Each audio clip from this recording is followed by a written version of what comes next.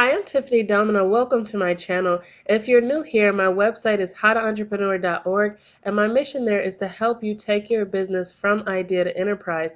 I have free courses over there that you should stop by and check out.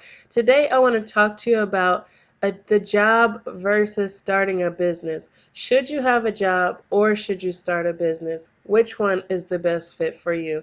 So I know that's a challenging decision that a lot of people have to make.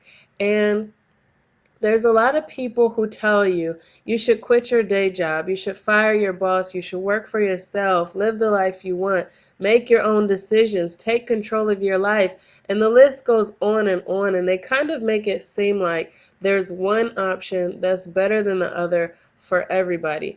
And I don't want to generalize the question like that. There are some people who a job is better for, and there are some people who entrepreneurship is better for. I'm a strong proponent of entrepreneurship because of what it does for the economy, but I know for sure it's not best for everybody. So there are benefits to each one, and maybe even in one season of your life, a job may be better, and in another season of your life, a business may be better. So in this video, I want to discuss with you the pros and cons of each, the employee and the entrepreneur, and I have experience as both. I spent nearly 10 years in the military. Prior to that, I was an employee as well, and then now I run a business. So I can tell you the pros and cons from each as an employee and as a business owner. And then also, as always, I did my research. I looked around at what other people were having to say about this conversation so that I could give you a fairly objective perspective.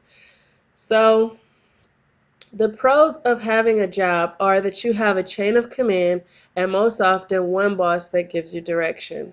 And I know a lot of people say that's a con because you have somebody that tells you what to do, but it really can be a pro, and I'll tell you why in a little bit.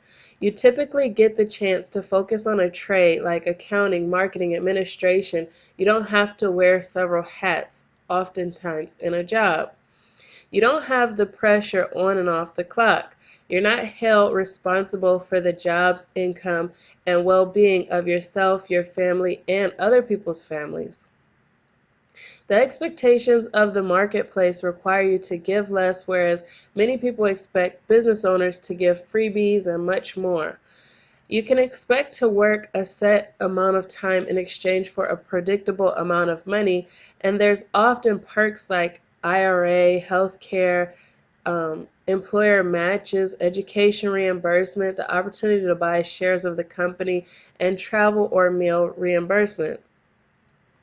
Some jobs enable you to travel and have more location freedom.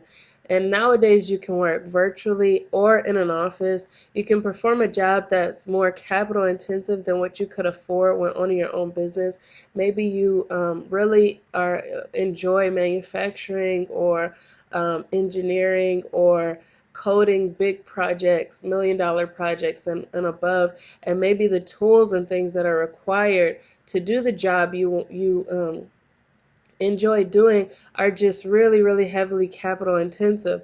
So if you find a job, you can still do what you want to do, but you can do it with somebody else's money. So sometimes the pros can be really compelling, and the cons of a job are that a lot of your work builds someone else's balance sheet. So you know how the balance sheet shows assets on one column and liabilities on another column, and that's how you really change your net worth, is by having more assets than liabilities. Um, when you work in the business, a lot of the processes that you change and the you know the return on investment that you get, the sales, a lot of the things that you do end up affecting the asset column of the company that you work for and not necessarily your own. So another con is that you usually are told your schedule or your task requirements.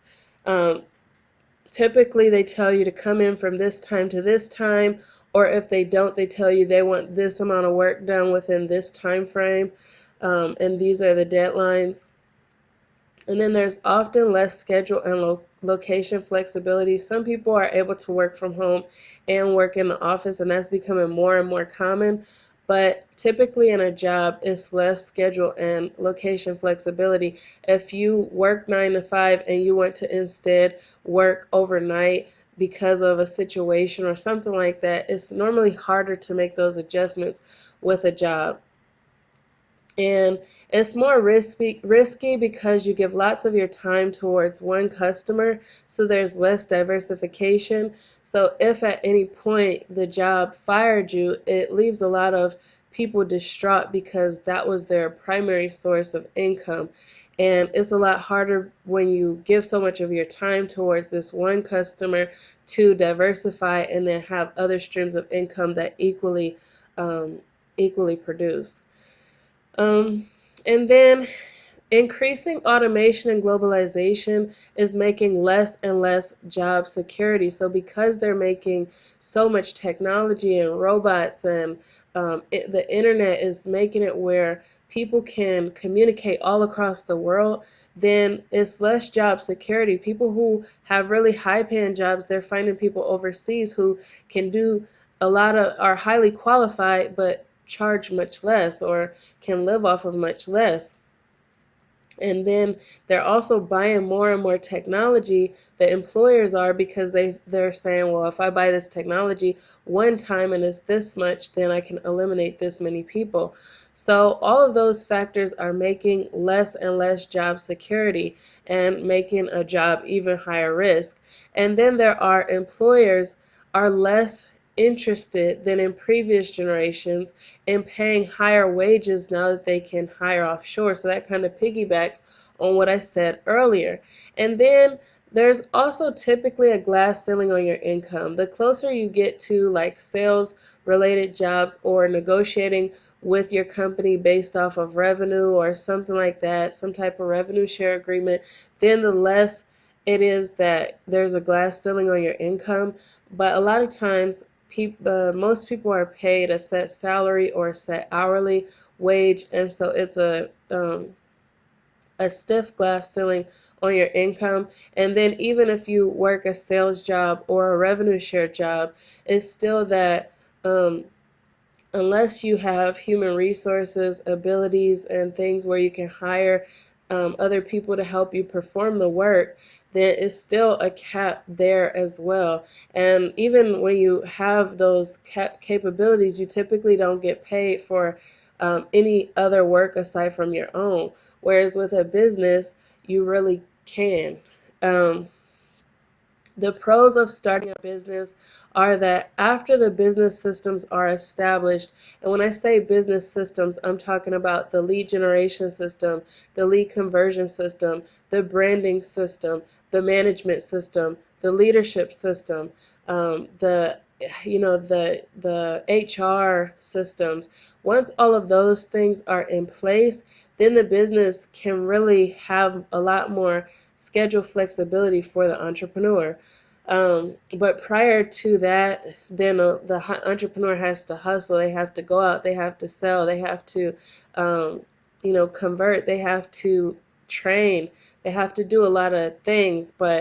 And it's not passive in the early stages. But once those things are in place, it can become um, a lot more schedule flexibility. And then some businesses enable you location freedom. So depending on what business you get into, I've talked before about like online business, and I've talked before about affiliate marketing and blogging and different ways of monetizing online businesses. So depending on what type of business you do, you can have location freedom. Now, I also own a contracting company, and it's a local company, so by no means is that one where we have location freedom. But with some businesses, you can have location freedom. With a business, you're building your own balance sheet, and you can pass that on as an asset from your balance sheet onto your kids and your kids' kids. So it's like something that can immediately transfer and improve their net worth as well. Um, Through business, you can help lots of people by offering jobs and a means to support their families. A lot of people don't want to take the risk of a business because you have to juggle so many things and because it's a lot of pressure and responsibility. So by one person taking that risk and one person assuming that responsibility, it can really provide a lot of jobs and means for others to support their families. So I think of business as being a very noble cause. And you can express your creativity through business building because you can do product development, service design, you can do so many things creatively, whereas a lot of job positions will have limitations. Maybe um, you can't just spark a product development campaign without going through different channels, and you can't just redesign the services without going through different channels. So with entrepreneurship, yes, you have to evaluate the market and make sure there's a demand for whatever it is that you decide to do. But as an entrepreneur, you can really have a lot of creative freedom, and so that can be really exciting. And then starting a business stimulates the economy because anywhere there's not businesses, whether it's not a lot of them or none at all, then there's a shortage of jobs.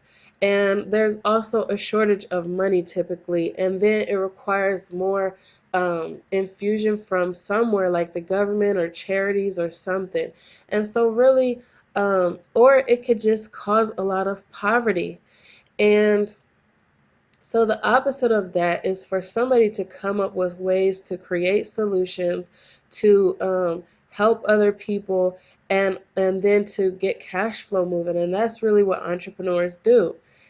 And you can mentor lots of people and promote positive growth in a unique way as an entrepreneur. Growing up, my parents owned a real estate investment company, and through it, they were able to have a lot of like both high school kids come and intern, college kids come and intern. They had lots of people who were interested in getting into the real estate business who wanted to come and learn from them. And so as a result of all of these attachments, and on top of that, you have employees and contractors who are also learning. So the connections, it can be really exciting, all of the positive mentorship you can give, all of the skills that you can relinquish into your community, and then that even helps with the local economy. So that's another positive thing about entrepreneurship is because as an entrepreneur, you're a leader, or at least you should be, or learn how to be. And so that's another positive thing is that you have the power to mentor a lot of people. And don't get me wrong, you have that power within a job as well. I felt when I was in the military and I was leading, then I felt that I did have power to lead. I feel a greater capacity to do it through a business though. And so that might just be a personal, um, you know, opinion. But anyway, you become a professional solution finder. So one of the things about entrepreneurship is a successful business or a successful entrepreneur is one that can identify solutions for other people. They have to be able to assess the market, make observations, identify a problem, and identify a solution for it. And as that being the professional role that they play in the community, then it's really exciting.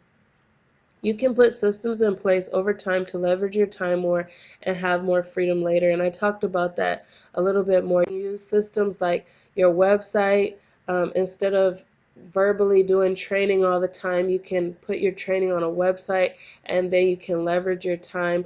So when your employees are onboarding or customers are onboarding or things like that, you can leverage that website. You can also leverage your website for things like scheduling. You can leverage your website for lead generation or conversion. There's so many different ways that you can leverage technology like a website. You can leverage, a project management software so that you don't have to keep so much in your mind. There's so many different tools and technology we have accessible to us today that allow us to leverage our time. Things like accounting software, you don't have to manually write things down like what you used to have to do generations ago. Now you can just connect your bank account to accounting software, have your transactions pulled up like that. There's so many things you can do to leverage your time more and more and have more freedom later. So first, of course, you have to find what your groove is and what works for you. But after that, and you've chosen the tools that really can, make you more efficient, then you can really leverage your time and have more schedule flexibility. And then also it's less common to have a glass ceiling on your income because it's all about producing sales volume, keeping expenses down, um, and having a high lifetime customer value or improving that, improving the value that you offer your customer. All of those things help you to like move the glass ceiling from your income. So really you can move it, and that's the nice thing about being in business is that you can move the glass ceiling.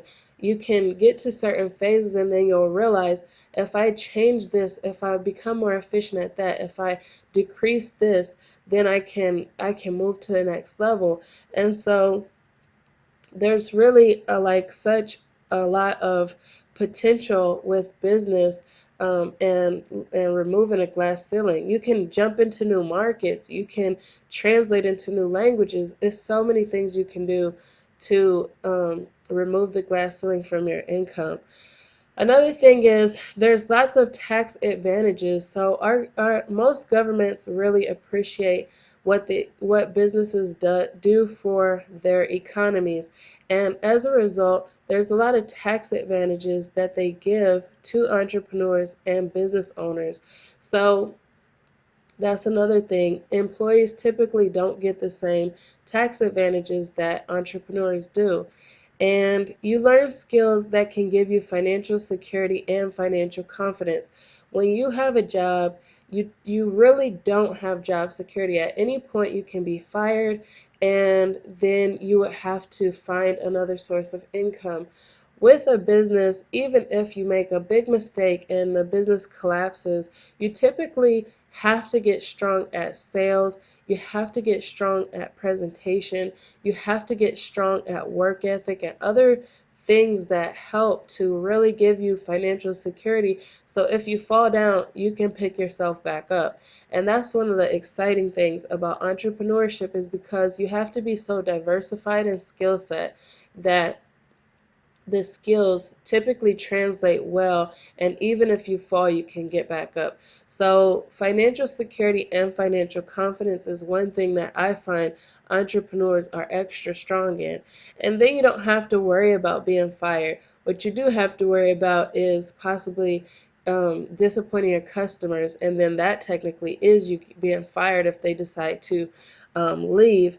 But because entrepreneurs are typically more diversified, they don't typically have one client, um, then the chances of being fired are it's a little more financially secure. The cons are that when you have a job, it typically doesn't cost you up front.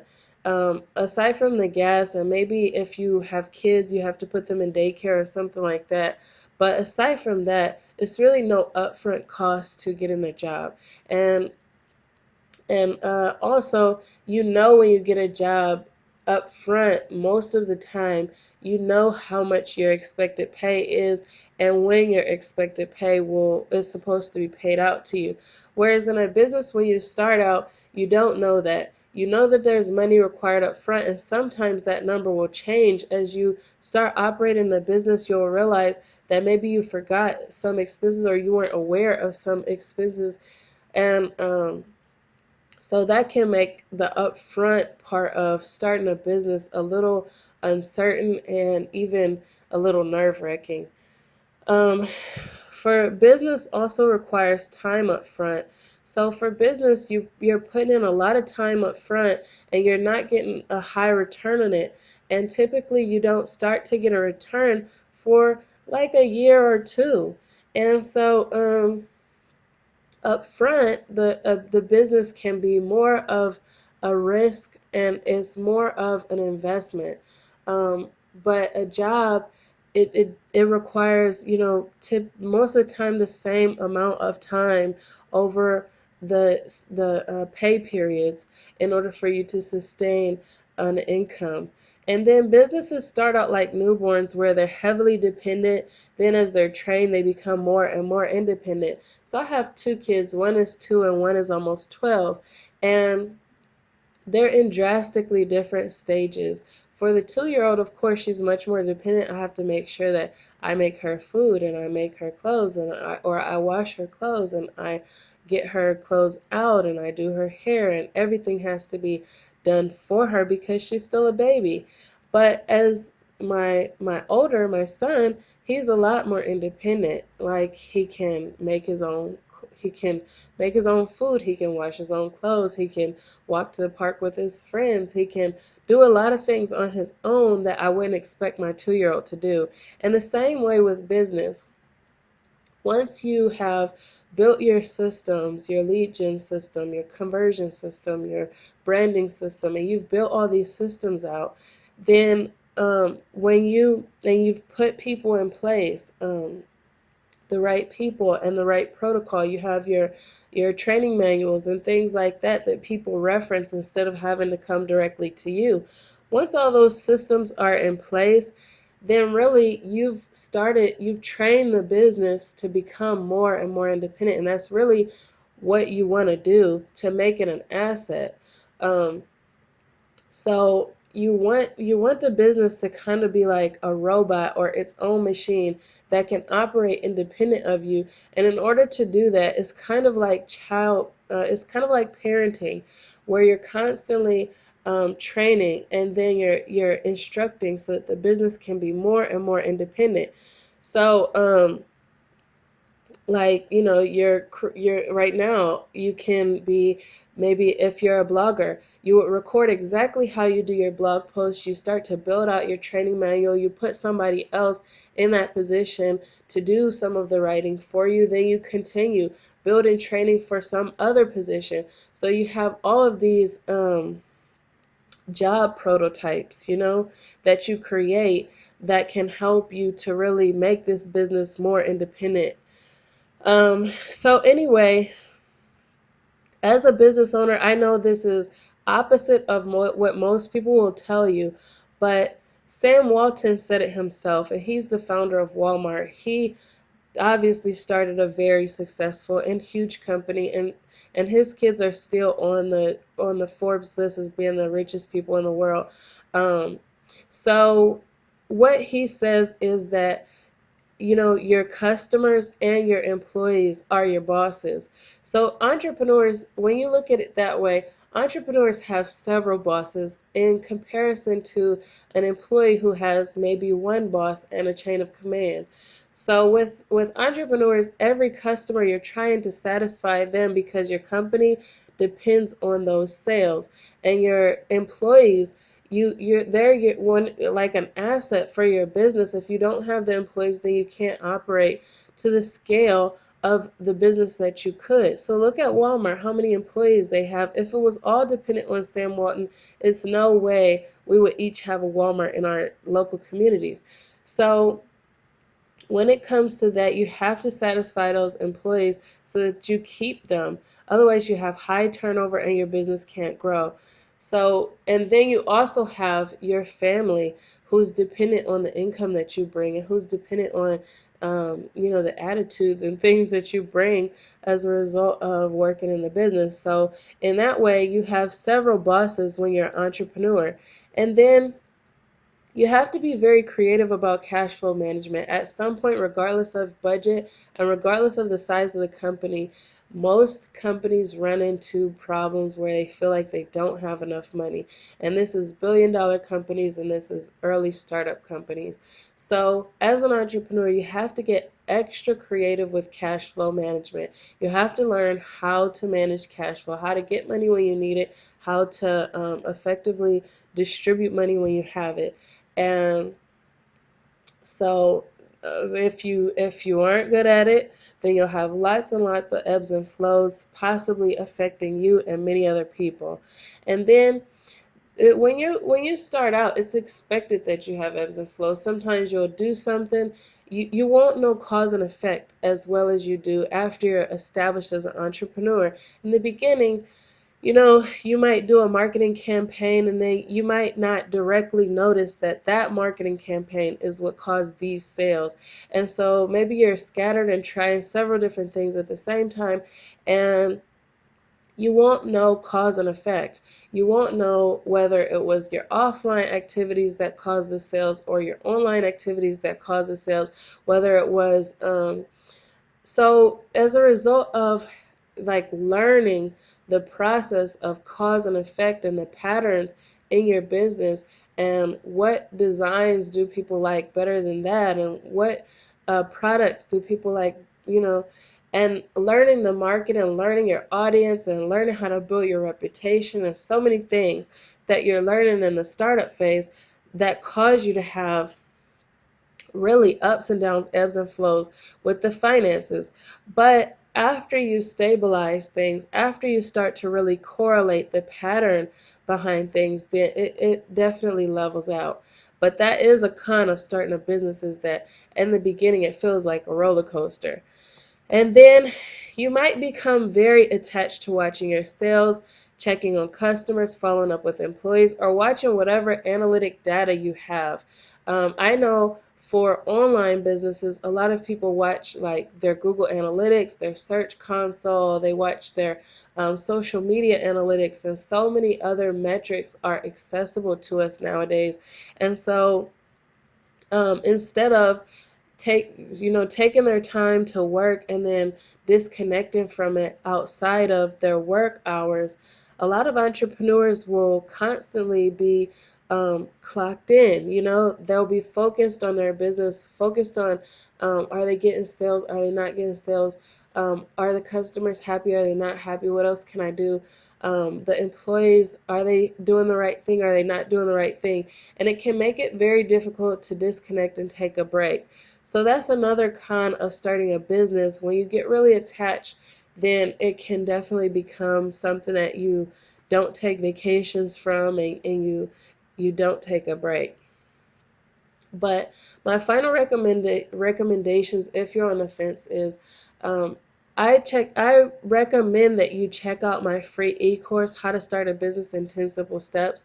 The first lesson in that course talks about self-evaluation, and really that's the most important thing for you to do. If you're on the fence and you're trying to decide, is it best for me to work a job or is it best for me to start a business, you really have to do that self-evaluation. And there's a couple other books that I think you should check out. And one of them is Living Forward, and the other one is 7 Habits of Highly Effective People by Stephen Covey.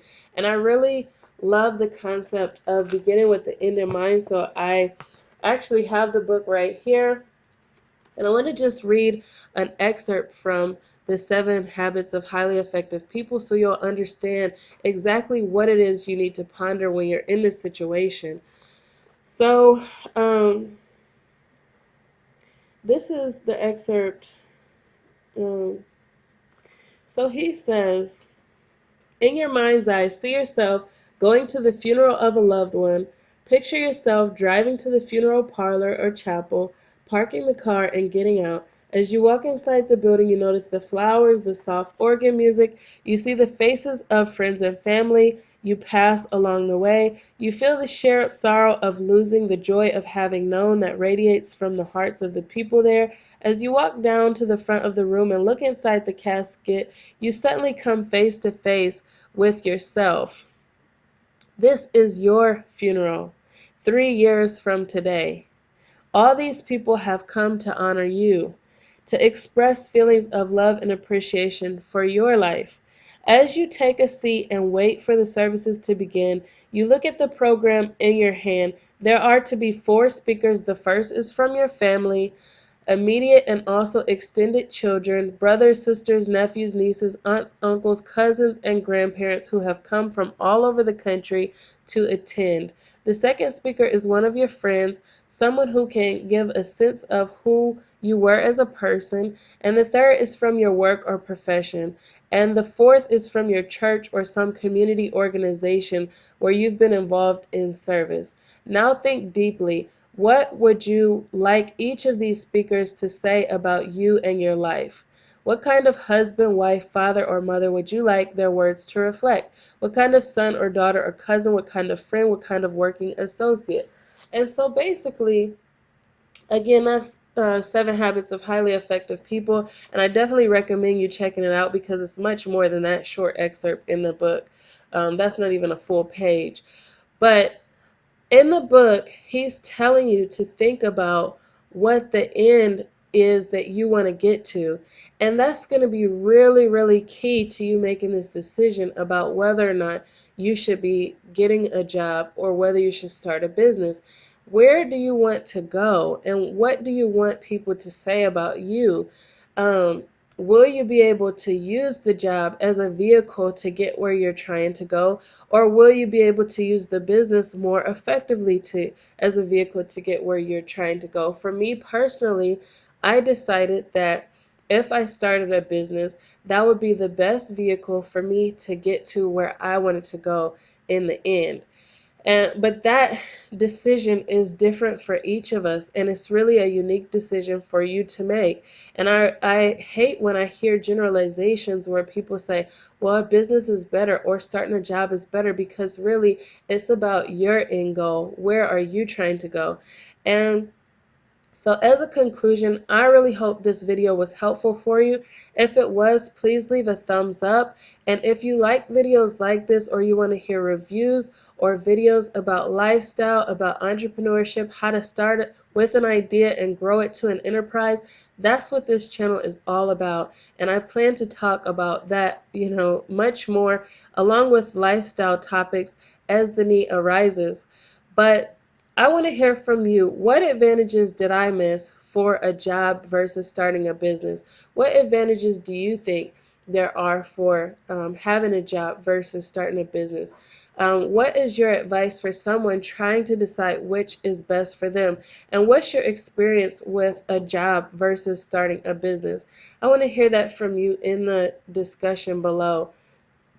And that's really all that I have for this video. I hope it was helpful for you. And if you could, just stop by howtoentrepreneur.org and check out the free courses that I have there. I would love to see you. Bye.